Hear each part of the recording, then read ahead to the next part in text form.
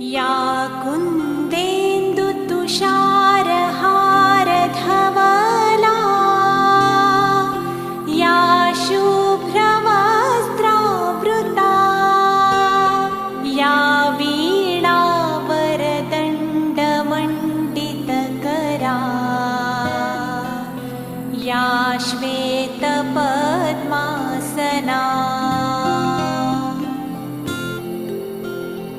या ब्रह्माच्युतशङ्कर